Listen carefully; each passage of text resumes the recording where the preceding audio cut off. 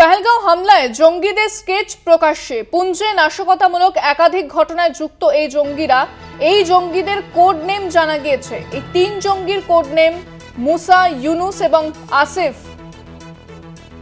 তিনজন জঙ্গির স্কেচ প্রকাশ্যে এসেছে এবং পুঞ্চে বিভিন্ন নাশকতামূলক ঘটনার সঙ্গে এই জঙ্গিরা জড়িত এবং এই তিনজনের কোড নেমও জানা গিয়েছে। কোড নেম হচ্ছে মুসা, ইউনুস এবং আসিফ।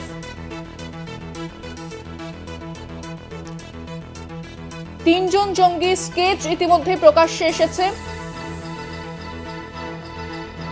এই বিষয়ে আরো বিস্তারিত জানবো। আমাদের সঙ্গে ফোনে রয়েছেন আমাদের ডিজিটাল হেড অর্পণ ঘোষ। অর্পণদা, তিনজন যে জঙ্গি তাদের স্কেচ প্রকাশ্যে এসেছে, এর পরবর্তী পদক্ষেপ কি জানা যাচ্ছে তাহলে?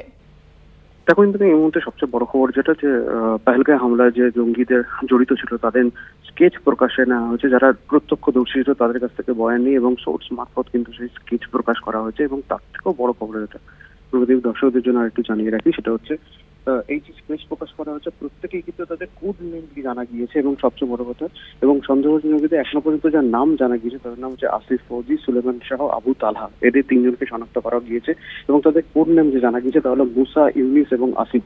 এবং সবচেয়ে বড় কথা হলো শুধুমাত্র পহেলগাঁও পুঞ্চে যে নাশকতা হয়েছিল, বিভিন্ন রকম পুঞ্চে যে নাশকতামূলক ঘটনা ঘটানো হয়েছিল জঙ্গিদের মাধ্যমে, সেই জঙ্গিদের তালিকায় কিন্তু এই তিনজনের নাম রয়েছে। এবং এই কোড নেম কিন্তু মারাত্মক। এই কোড নেমের মাধ্যমেই কিন্তু তারা বিভিন্ন রকম জঙ্গি কার্যকলাপ চালিয়েছিল। এবং আরো একটু বিষয় বলতে থেকে দর্শকদের জন্য জানিয়ে রাখি, সেটা হচ্ছে যে ইতিমধ্যেই কিন্তু এই যে পহেলগাঁওতে যে জঙ্গি হামলা ঘটেছিল তার দায় স্বীকার করেছে লস্কর-ই তৈয়বা, পাকিস্তানের জঙ্গি সংগঠনের যে ছায়া সংগঠন, তারা হচ্ছে রেজিস্ট্রেন্ট ফ্রন্ট নামে, তারা তাদের বিবৃতি সামনে এসে তারা এই ঘটনার দায় স্বীকার করেছে। এবং ইতিমধ্যে সোশ্যাল মিডিয়ায় যে ছবি ছড়িয়ে পড়েছে সেখানে দেখা যাচ্ছে যে AK-47 হাতে রেখে গিয়েছে কয়েকজন সন্দেহভাজন জঙ্গিতে। এই আবহে তিনজন জঙ্গি সন্দেহভাজন স্কেচ প্রকাশ করা হয়েছে। এবং শুধুমাত্র স্কেচ প্রকাশ নয়, এটা ইন্ডিয়ান আর্মি যত তাড়াতাড়ি সম্ভব এই ঘটনার কারা জড়িত, কিভাবে জড়িত, আর কারা জড়িত তাদের খুঁজে বের করার চেষ্টা করছে। তবে এই জঙ্গিদের যেহেতু কোড নেম শনাক্তকরণ হয়ে গিয়েছে, খুব দ্রুত এদেরকে ধরা সম্ভব বলে জানা গিয়েছে এবং জানা যাবে বলে আশা প্রকাশ করছে এই ভারতীয় সেনা। এবং সবচেয়ে বড় কথা হচ্ছে এই ঘটনার পরে কিন্তু নরেন্দ্র মোদী দেশে ফিরে এসেছেন এবং হাই লেভেলের মিটিং করছেন, কড়া পদক্ষেপ নেবেন বলে তিনি হুঁশিয়ারি দিয়েছেন।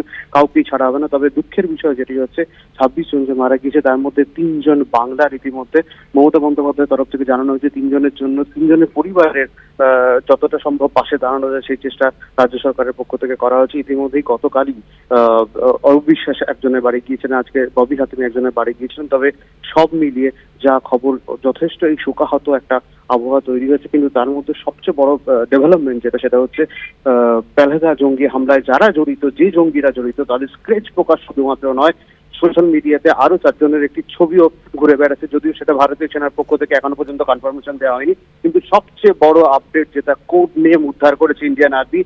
আশা করা যাচ্ছে দ্রুত এই জঙ্গিদের পাকড়াও করতে পারবে ভারতীয় সেনা। ইন্দ্রাণী, ধন্যবাদ অর্পণদা। অর্থাৎ যে তিনজন জঙ্গির কোড নেম সহ তাদের স্কেচ প্রকাশ করা হয়েছে এবং কোড নেম যেখানে বলা হচ্ছে মুসা, ইউনুস এবং আসিফ, ইতিমধ্যেই একটি স্কেচ প্রকাশ্যে এসেছে এবং চিরুনি তল্লাশি চলছে।